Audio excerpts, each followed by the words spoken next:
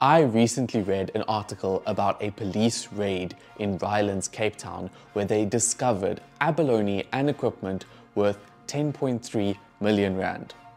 That's a lot of money. I was shocked at the scale of this illegal operation, and it's all for a mollusk, a sea snail. Up until now, I'd honestly never heard of this creature, this abalone, or some people would say abalone, or in South Africa it's often referred to as the Perlemoen. I then went on a deep dive into this crazy world of abalone poaching, and it's intense. Here we go. South African abalone is a unique and endemic species found only along South Africa's extensive coastline. It is highly prized for its tender flesh, which is considered an aphrodisiac in Asian cultures. Abalone has become a valuable commodity in international trade. Retail prices for this delicacy can exceed $3,000 per kilogram in Hong Kong markets. Unfortunately, this high demand has led to rampant illegal trading of this species, with over 2,000 tons poached every single year. The value of this illicit trade is estimated at between 500 million South African rands to up to 1 billion South African rands per year. That's a lot of illegal trade, and this has led to significant revenue loss for South Africa because it's illegal, so it's not actually benefiting South Africa as a country. The factors driving this abalone poaching are deeply rooted in the socioeconomic conditions of South African coastal communities.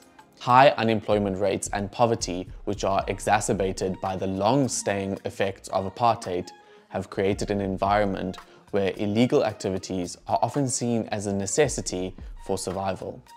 Many residents, particularly in these fishing communities, face diminished opportunities because of very strict fishing quotas and few permits.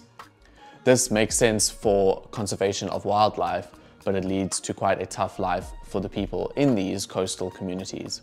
This desperation leads individuals to engage in illegal activities and illegal abalone harvesting to provide for their families. The illegal abalone trade is not just a local issue, it is part of a much larger network controlled by very organized crime syndicates, which are predominantly Chinese groups that collaborate with South African local gangs. These crime syndicates exploit the vulnerabilities of local communities and often pay poachers in cash or using drugs like meth or tik as currency. This poaching operation is quite extensive, involving various roles such as divers, carriers, middlemen, drivers, and even children acting as lookouts. You can actually get paid up to 30,000 rand a night to hunt abalone. So it's quite a lucrative criminal activity. Efforts to combat abalone poaching have been met with limited success. Law enforcement agencies, including the Marine Anti-Poaching Unit and the South African Police Service, SAPS, have made quite a few strides in apprehending key figures and seizing large quantities of illegal abalone.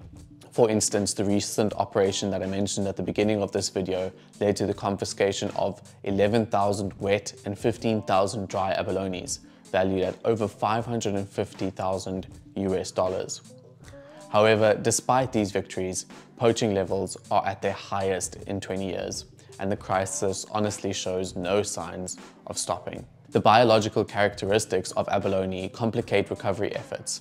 It takes approximately 7 years for abalone to reach sexual maturity, meaning that populations can't quickly recover after intensive harvesting. The combination of high demand, ineffective policing, and a sophisticated smuggling network has created a perfect storm for this species. Smugglers then generally transport this poached abalone across borders, with most of it ending up in Hong Kong, which is the epicenter of the abalone market. Despite significant arrests and efforts of the various organizations, the illegal abalone trade remains rampant. Corruption within law enforcement definitely complicates the situation, as a lot of officials turn a blind eye because they're being bribed. They're paid quite nicely to turn a blind eye, and this obviously makes the whole issue a whole lot worse. A report from Traffic, the trade monitoring network, revealed that about 80% of abalone traders are aware of the illegal activities in the sector, with triad groups frequently involved in coordinating poaching and exports. So the abalone traders are aware of the poaching activity, but still choose to buy this poached abalone. To address this crisis effectively, a multifaceted approach is required. One interesting solution that I found is the development of abalone aquaculture. As long as it is sustainable, these aquaculture farms can meet market demands while providing legitimate jobs for these local fishing communities. Currently, legal abalone farms in South Africa contribute less than 3% to the global market, but they have a potential to play a very significant role in the conservation efforts. These farms can support the local economy by providing hundreds of jobs and ensuring a sustainable supply of abalone. So I actually think there is hope, as long as this is done in conjunction with wildlife organizations to ensure the sustainability of abalone. The future of South African abalone kind of hangs in the balance. With demand continuing to rise, the situation remains very critical. If socioeconomic conditions driving the poaching are not addressed, and if investments in sustainable practices do not increase, the South African abalone species is at a severe risk of extinction. Collaborative efforts between local communities, law enforcement, and conservation agencies are crucial to develop comprehensive strategies that protect this vital marine resource. As the world faces growing challenges related to biodiversity and climate change, the plight of the South African abalone serves as a reminder of the need for sustainable practices and responsible resource management. But with immediate action, the abalone populations and the communities that depend on them can thrive and be a conservation example. Let's hope for that. Thank you so much for watching this video. Please like and subscribe, and I'll see you in the next one. Cheers.